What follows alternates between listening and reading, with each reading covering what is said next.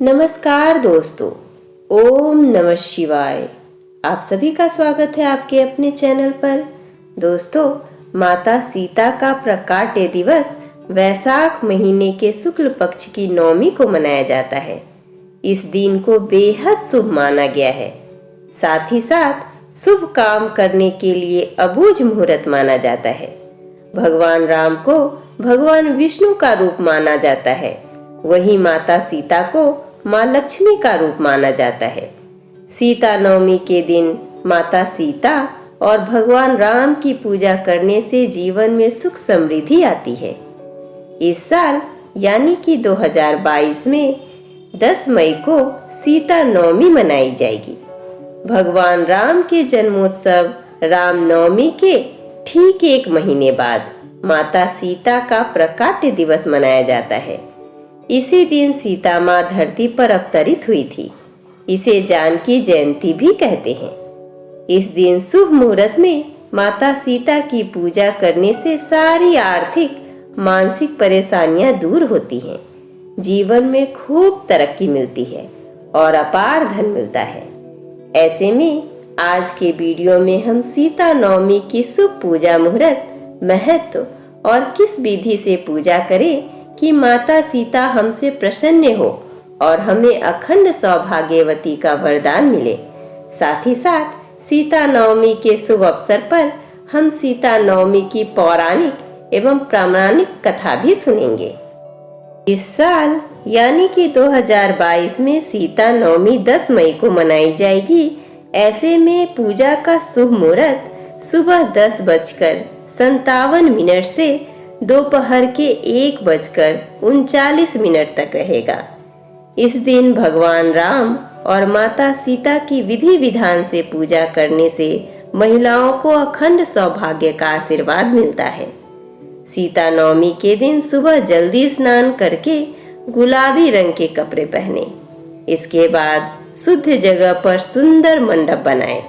इसमें चौकी पर गुलाबी कपड़ा बिछाकर गुलाबी रंग से रंगे चावल से अष्टदल बनाएं। इस पर माता सीता और भगवान श्री राम की फोटो या मूर्ति स्थापित करें। अर्घ, आचमन, पंचामृत स्नान, वस्त्र, आभूषण, गंध, सिंदूर तथा धूप दीप आदि से उनकी पूजा करें। फूल फल चढ़ाएं। माता को लाल चुनरी और श्रृंगार अर्पित करें। जानकी स्रोत का पाठ करें। आखिर में आरती करें। कहा जाता है कि सीता नवमी के दिन व्रत रहकर सुहागिनी भगवान श्री राम और सीता माता की विधि विधान से पूजा करे तो उन्हें मनोवांछित वर प्राप्त होता है। कहा जाता है कि व्रत रखने और पूजा करने से घर में सुख शांति और पति की लंबी आयु प्राप्त होती है। शास्त्र मत है कि इस दिन व्रत रखने और पूजा करने से कई तीर्थ यात्राओं और दान पुण्य के बराबर फल मिलता है। अब चलिए दोस्तों, सीता नवमी के शुभ अवसर पर हम सीता नवमी की पौराणिक एवं प्रामाणिक कथा सुनते हैं। सीता नवमी की पौराणिक कथा के अनुसार मारवाड़ क्षेत्र में एक वेदवादी श्रेष्ठ धर्मधुरीन ब्राह्मण निवास करते थे। उनका नाम देवदत्त था। उस ब्राह्मण की बड़ी सुंदर रूप गर्विता पत्नी थी। उसका नाम शोभना था। ब्राह्मण देवता जीविका के लिए अपने ग्राम से अन्य किसी ग्राम में भिक्षाटन के लिए गए हुए थे। इधर ब्राह्मणी कुछ संगत में फंसकर व्यभिचार में प्रवृत्त हो गई। अब तो पूरे गांव में उसके इस निंदित कर्म की चर्चाएं होने लगी, परंतु उस दुष्टा ने गांव ही जलवा दिए।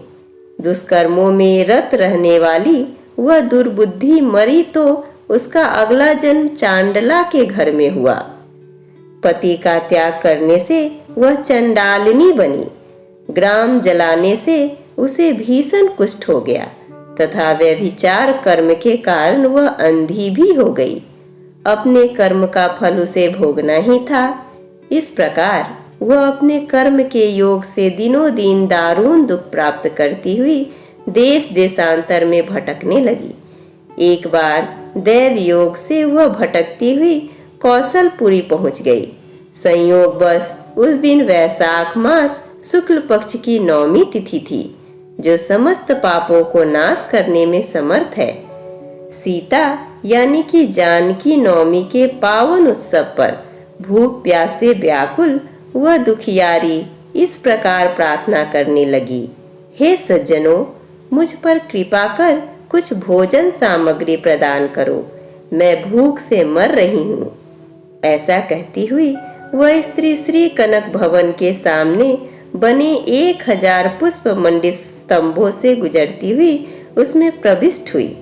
उसने पुनः पुकार लगाई, भैया कोई तो मेरी मदद करो, कुछ भोजन दे दो। इतने में एक भक्त ने उससे कहा, देवी आज तो सीता नवमी है, भोजन में अन्न देने वाले को पाप लगता है, इसलिए आज तो अन्न नहीं मिलेगा, कल पारण करने के समय आना, ठाकुर जी का प्रसाद भरपेट मिलेगा। किंतु वह नहीं मानी। अधिक कहने पर भक्त ने उसे तुलसी एवं जल प्रदान किया।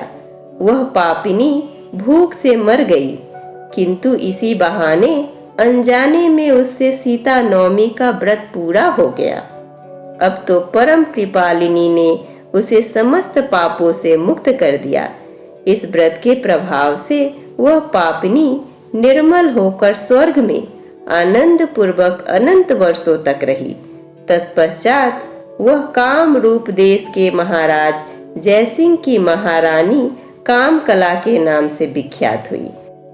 जाति स्मरा उस महान साध्वी ने अपने राज्य में अनेक देवालय बनवाए, जिसमें जानकी रघुनाथ की प्रतिष्ठा करवाई।